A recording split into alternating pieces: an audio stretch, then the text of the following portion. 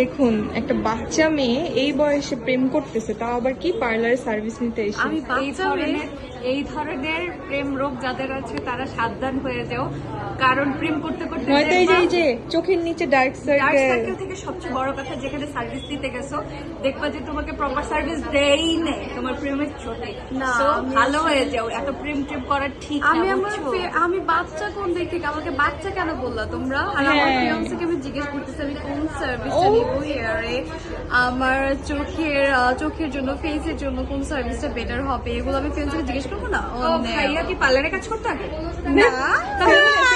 ওই যে নাপিত ছিল, তোমার ফিয়ান্সেকে নাপিত ছিল?